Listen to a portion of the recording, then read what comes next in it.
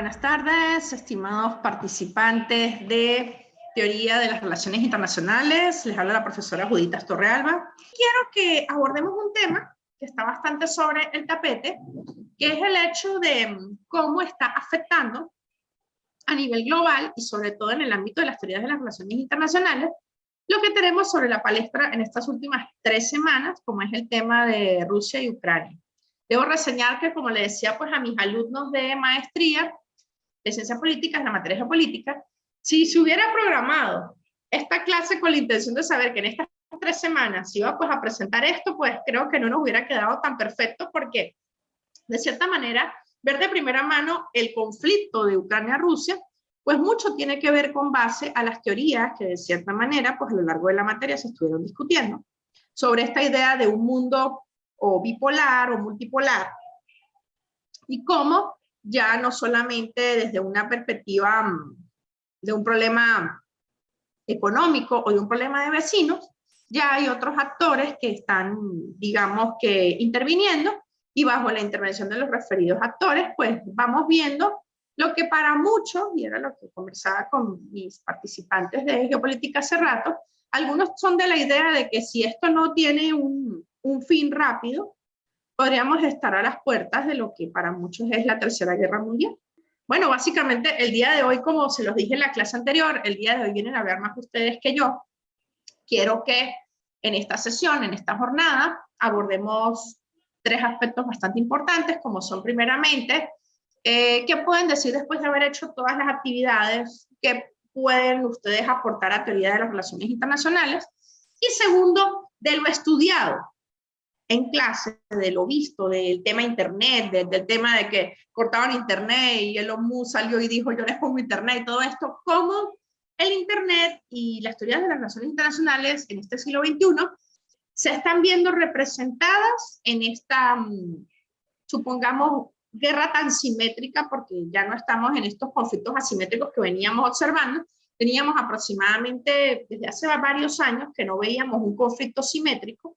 Más aún, hay algunos expertos en la parte bélica, expertos políticos y periodistas de investigación y investigadores en la parte bélica, que dicen que no se veía un tipo de conflicto tan parecido al que se presentó de Hitler en su persecución a los judíos durante la Segunda Guerra Mundial, porque ya lo que fuimos viendo después en el tiempo fue ya Vietnam, ya Corea, ya otro tipo de cosas. No fue una lucha de un estado a otro, sino fueron ya luchas propiamente de luchar contra cierto tipo de grupos en conflicto, lo que hemos visto con Al-Qaeda, con ISIS, en Irak, en Irán, lo que pasó en los años 90 también lo de Saddam Hussein, pero ya ahí también hubo otros tipos pues, de conflictos que no son para muchos tratadistas conflictos de libro, como el que estamos observando en pleno siglo XXI, donde tenemos tanques de guerra, tenemos una serie de cosas que se pensaron que ya se habían dejado en el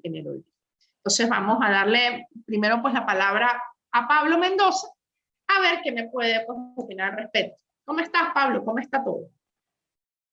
Muy buenos días, doctora Judita. Buenos días al compañero Johnny. Qué gusto compartir nuevamente con ustedes y en primer lugar expresar de verdad con mucha sinceridad y honestidad una gran complacencia por primero la metodología y la forma, lo que fue el proceso de enseñanza-aprendizaje, yo diría muy colaborativo, donde la experiencia de todos, la construcción de criterios, de opiniones, de construir cosas, de construir, de aprender, reaprender, pues nos ha permitido que, aprovechando este momento histórico, esta teoría de las relaciones internacionales cayó al dedo, ¿no? Cayó, Sí. pero como anillo al dedo, en el sentido de que nos permitió desarrollar de una manera muy objetiva, profesional, pero crítica también, diría yo, lo que es cómo aplicar esto de las teorías de las relaciones internacionales en los contextos y sobre todo en este contexto en el que estamos.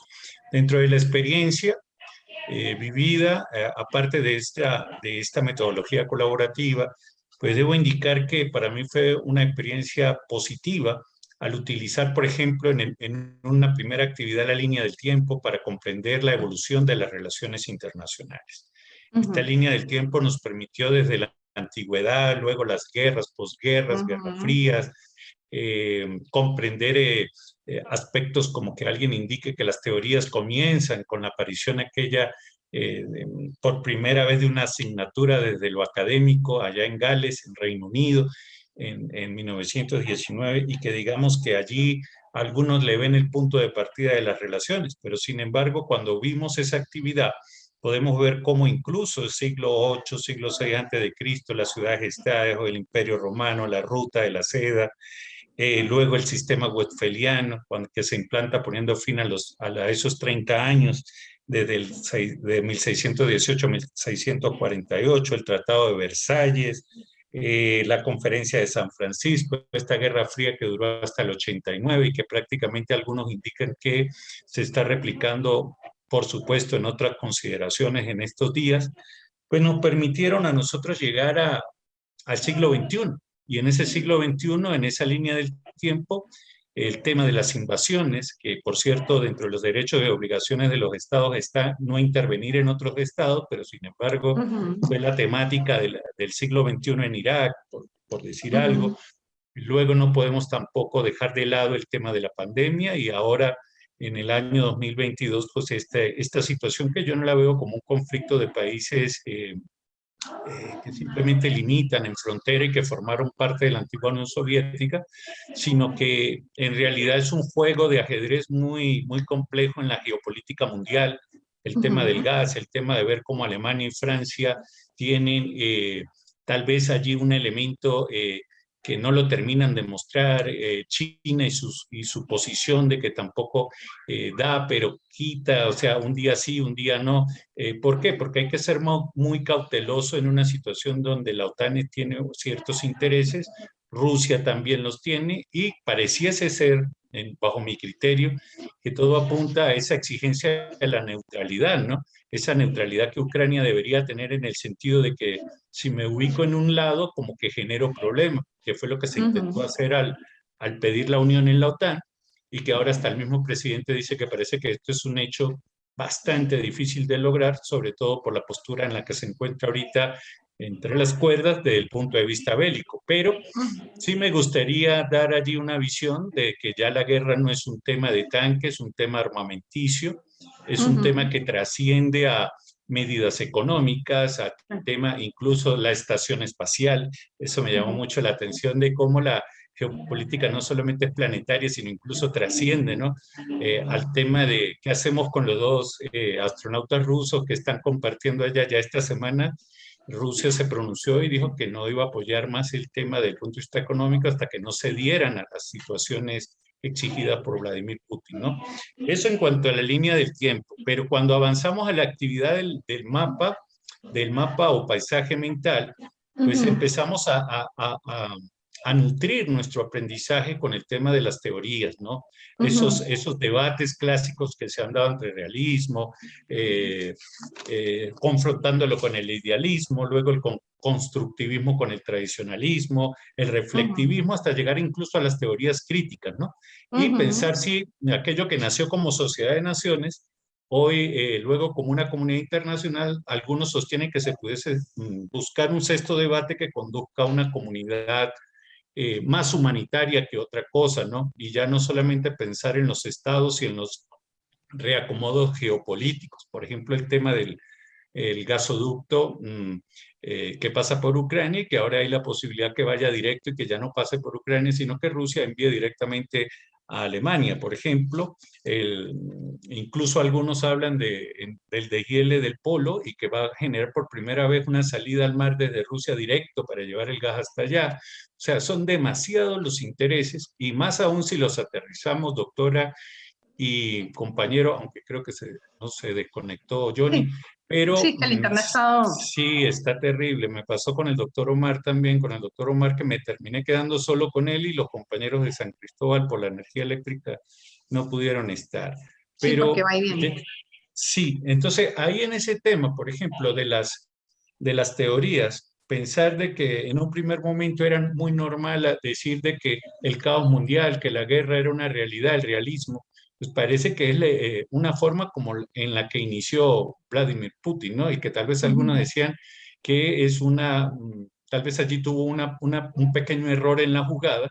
¿Por qué? Porque tal vez ya no eran las mismas formas asimétricas o que tú indicabas al inicio, y que yo podía ujú. imponer con mi ejército que en una semana yo iba a dominar el escenario ucraniano. Resulta que le han pasado 3 semanas y le ha sido una resistencia tanto por un llamado, entre comillas, nacionalista del presidente. Ujú. Ojo, porque también hay que tomar en cuenta las otras opiniones. A mí me gusta verlo de los dos Vladimir lados. Decían Zelensky.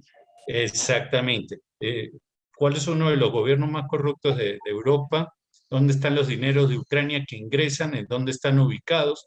Obviamente no estoy justificando la intervención militar, pero son los elementos que han puesto en la mesa los líderes, en este caso Putin, y allí, por supuesto, no puedo dejar pasar cómo esto ha generado una consecuencia en la geopolítica venezolana. ¿En qué sentido?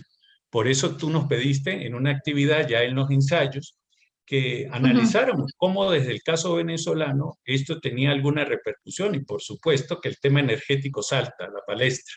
¿En qué ujú, sentido? Si bien es cierto, ya teníamos bastante tiempo alejados de una relación con el antiguo y clásico socio mercantil o comercial, diría yo, en materia energética como era Estados Unidos, y nos había acercado más hacia los mercados chinos y rusos, pues resulta que la geopolítica tiene estas cosas. Y recuerdo la frase que me dijiste en la primera clase: no ujú. hay estados amigos, sino hay intereses entre los estados. Obviamente. Y esto me llama la atención, ¿por qué? Porque da un viraje, pareciese que ese acercamiento diplomático dio un viraje, y que hizo pensar al mundo, porque yo todos los días coloco Radio Francia, coloco Radio tal, y de repente, o lo veo por la televisión en el YouTube, y todo el mundo sorprendido con este acercamiento Biden-gobierno Maduro, ¿no? Sin embargo, Ujú. no quiere decir de que reconozcan, siguen sin reconocer al gobierno Maduro, siguen reconociendo a Guaidó, pero el tema geopolítico energético trae una connotación que no la maneja Guaidó, la maneja directamente Maduro y el gobierno al tener PDVSA. Ahora, esa implicación da muchas aristas.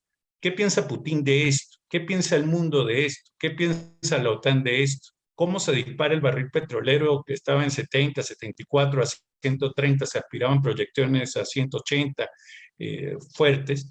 Y la connotación, pues, o el efecto, más que todo, pues, que nosotros podemos analizar de esta situación, es que la dinámica geopolítica y de las relaciones internacionales rompen cualquier concepto, digamos, de lógica. Parece ser que la Ujú. lógica no es tan marcada de que 2 más 2 son 4, sino que aquí 2 más 2 no sabemos qué puede ser. ¿Y qué es Y, el mm, detalle? y que es el detalle.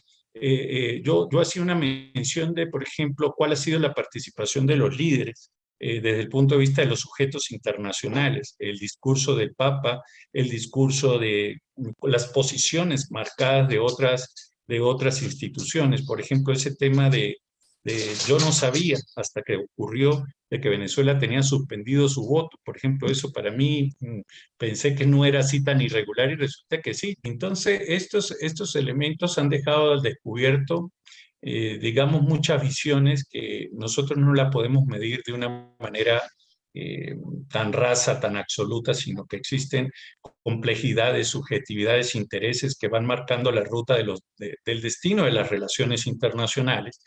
Y obviamente aparece un elemento allí que para mí fue fundamental desarrollar en ese ensayo, y era la importancia del Internet y las tecnologías, para ir cerrando Ujú, esa parte.